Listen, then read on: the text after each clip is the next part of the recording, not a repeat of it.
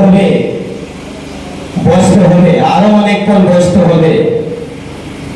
জানার বিষয় আছে, বোঝার বিষয় আছে। আমরা অনেকে এখনো বুঝতে পারছি না কি হচ্ছে। তাই আমি শুধু দুই একটি কথা বলবো, তারপর মাইক্রোফোন রেখে দেব। আজকে আমরা যদি চেষ্টা করতাম তাহলে সমস্ত এরিয়াতে মাইকিং করে সবাইকে বলে আর এখানে বিরাট সভা করতাম। এখানে সভা করার উদ্দেশ্য নয়, আমরা তো এই জায়গায় গিয়ে সভা করব, বাংলাদেশে গিয়ে।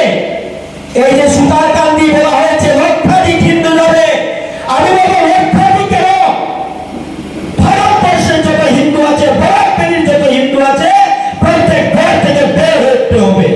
আর সময় নেই। যখন যখন ধরে নিতে অত্যাচার অনাচার আর চরমভাবে বৃদ্ধি পাচ্ছিল, তখন কোনো না কোনো অবতারে ধরে নিতে এসছেন। কিন্তু এখন আর কোনো অবতার আসবেন না, মানব রূপে। আর ভগবান আমাদেরকে পাঠিয়েছেন, আমাদেরকে হাতে আর ভগবানের দেওয়া সেই রাস্তা আর চয়ন করে যেতে হবে। হাতে শুধু মায়েরা চুরি লাগিয়েছেন, মায়েরা সাহস করছেন, মায়েরা রাস্তা বের হচ্ছেন। আমরা কি করছি? আমাদেরকে সেইভাবে বের হতে হবে এবং দেখিয়ে দিতে হবে বাংলাদেশকে। আরে তোমাদেরকে আমরা স্বাধীন করেছিলাম, তোমরা স্বাধীন হয়েছিলে, ভারতবর্ষের লোক দিয়েছিল, তখন তোমরা স্বাধীন হয়েছিলে। তাই সেই জবাব, সেই পুনরাবৃত্তি আর ওনাদের মাথায় দিতে হবে, করাতে হবে। দেবগণ বলেছিলেন, ত্রেতায় মন্ত্র শক্তিচ্ছ জ্ঞান শক্তি কৃতে যুগে, তারপরে যুদ্ধ শক্তিচ্ছ সঙ্গ শক্তি কলি যুগে।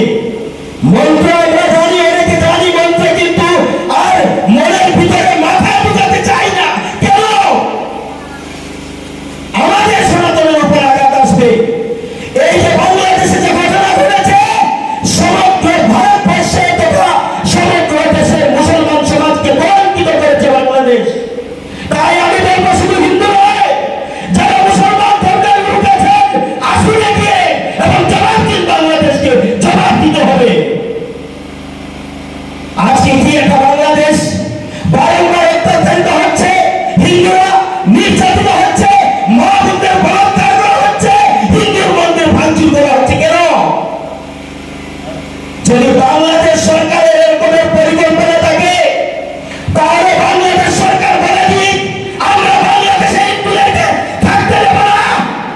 আমরা জবাব দিতে জানি, আর আমরাও জবাব দেব যে আমরা বাংলাদেশে হিন্দুরা কিভাবে থাকতে জানে আমরা জানি।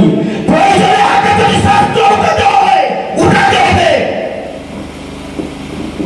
এই কথা বলে অনেকে ভাবে যে থানায় যেতে হবে, জেলে যেতে হবে, পাঠিয়ে দেবে।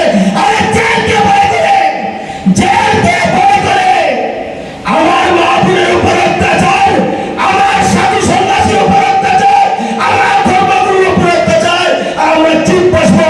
কখনোই না, কখনোই না। আমরা তা পুরুষের দল নয়, আমরা সাধু সন্ন্যাসীদের সেই সব পুরুষদের দেওয়া, আমরা একজন সংগ্রামী নেতা, আমরা বীর পুরুষ। তাই আজকের এই মঞ্চের মাধ্যমে যারা মিডিয়ার বাইরে এসেছেন, আপনাদের মাধ্যমে ভারতবর্ষের আর সমগ্র সনাতনীদেরকে আহ্বান করছি, তোর সঙ্গে সমস্ত মুসলিম সমুদায়কে বলছি, এই বাংলাদেশ মুসলমান সমাজকে কলঙ্কিত করেছে। আপনারা বলে থাকেন আপনারা শান্তি ধর্ম, তাই এগিয়ে আসুন, আমাদের সাথে ঐক্যবদ্ধ হয়ে লড়াইয়ে মাঠে নামুন। দেখাতে হবে বাংলাদেশকে, আমরা যদি বাংলাদেশ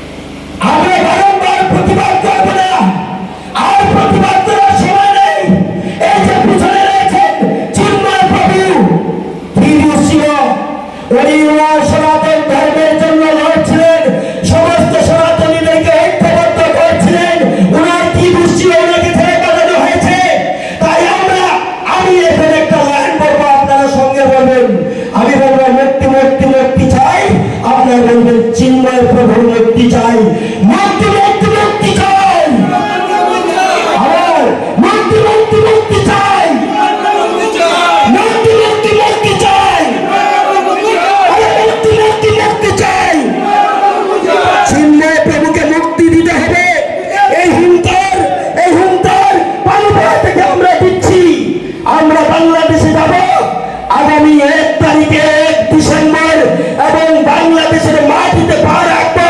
সমস্ত সনাতনীদেরকে বলছি এবং সবাইকে বলছি, জাতি ধর্ম বর্ণ নির্বিশেষে লড়তে হবে। প্রয়োজনে বাংলাদেশকে ঘুরিয়ে দিতে হবে, সেই পরিকল্পনা নিয়ে মাঠে নামতে হবে।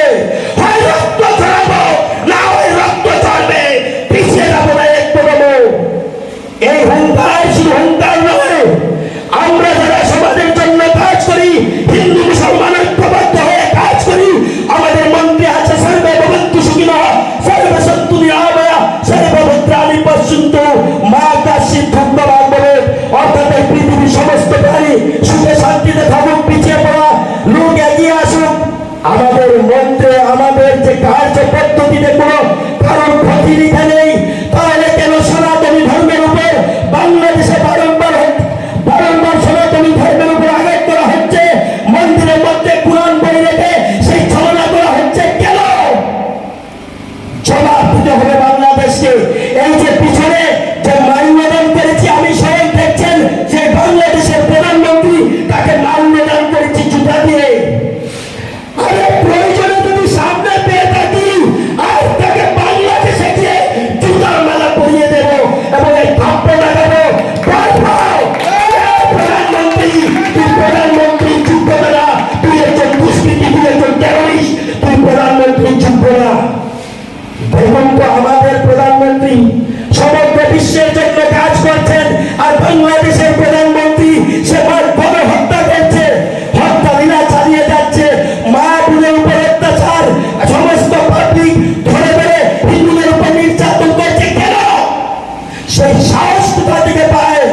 আর বিশেষ কথা আমি বলবো না, আজকের দিনে প্রতিজ্ঞা করতে হবে সমস্ত সনাতনীদেরকে, সমস্ত লোকদেরকে, জাতি ধর্ম বর্ণ নির্বিশেষে ঐক্যবদ্ধ হয়ে সনাতনী মঞ্চ ঐক্য মঞ্চের মাধ্যমে আমরা করিমগঞ্জে যাব এবং আমরা নিজে নিজে টাকা খরচ করে এবং যাদের গাড়ি আছে, এই যে মিডিয়ার মাধ্যমে আমি বলবো, যারা বড় বড় আর বেকালো মানুষ গাড়ি দান করেন, আপনারা গাড়ি পাঠান, আমরা যেতে প্রস্তুত আছি।